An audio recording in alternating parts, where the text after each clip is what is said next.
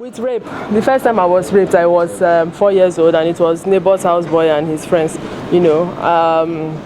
I've also been in other conditions that I've been raped.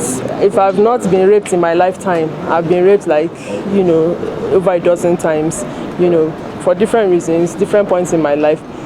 But the question is, does life stop? Should the fact I was raped determine, or should the fact I was raped change my destiny in life negatively? No. The fact I was raped is a reason I should speak up. The fact I was raped is my conviction that response to rape, for instance, in Nigeria is zero. I mean, trauma is handled with levity. Counseling is a luxury in Nigeria. It's a luxury, and until we get these things right, we're going to continue having a lot of deviant youths, people with wrong mentalities and wrong ideologies, and we don't need all of that. Well, the most recent was it was an attempted rape, but that one, everybody in my family, because that one, in all honesty, I was ready to murder him, because he says we should come and we should talk about it, and we should just come and talk about our differences. He was sorry for, and before I knew it, he was violent, and then he was telling me things like he's supposed to have sex. Like, seriously, who died that made him king? You understand?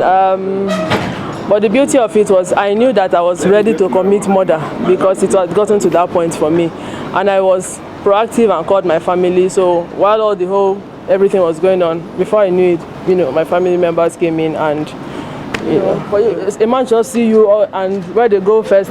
In fact, the last time that happened was on the 9th of July, where the same Abuja Environmental Task Force Protection Board, their task force, had men digging their hands into my trousers.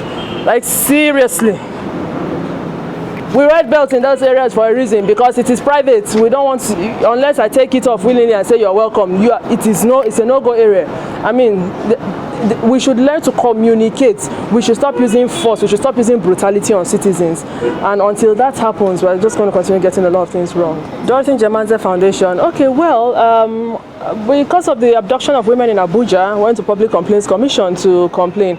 And the commission said that we have to be affiliated with an NGO before the commission takes our complaints, for Christ's sake, like Public Complaints Commission.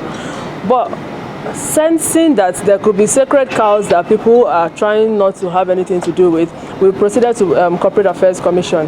Now, Corporate Affairs Commission, by the time we're done with the registration, there we had over 70 complaints. Over 70. And luckily, we've been able to help victims with access to justice, some legal support, access to medical support, and then counseling, which we know very much is a luxury. Because a lot of times we had issues of families of victims thinking that the issue at stake is prostitution. Meanwhile, the issue at stake was victimization. Meanwhile, what happens? What happens is this.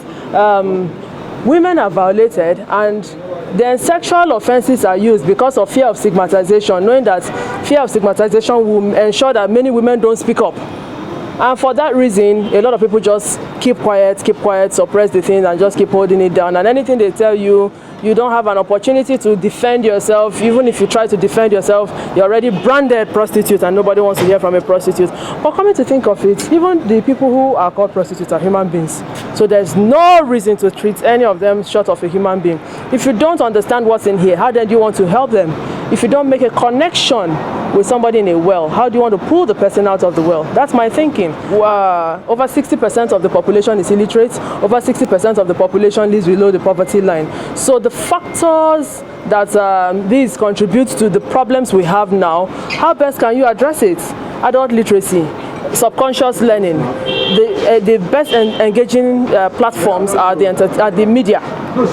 The entertainment media are artistically, they deploy arts creatively to send messages across, and that's my strength. That's my area of strength. So luckily I'm an actress too, and I have my degree in communication. Of course I still act, and in fact, aside the movies, being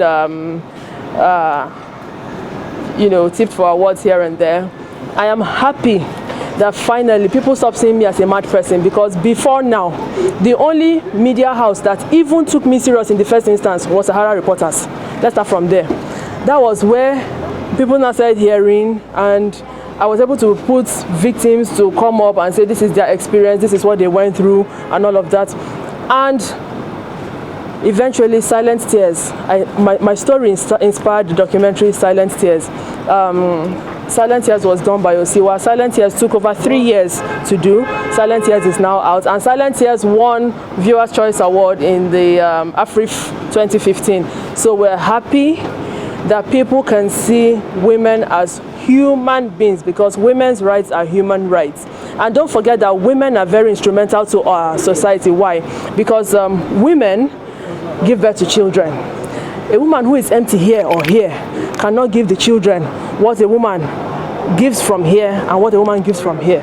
What a woman gives from the head is different from what a woman gives from the heart. A broken woman has limited to give, and an empty woman in the head has also limited to give. And limited giving to children means they grow, you know, with limited basics. My big sister and very big inspiration, Dorothy Njemanze, you know, Anne almost lost her job on Tinsel because of the scandals that came about from the APB thing. But the issue here was, I was a victim.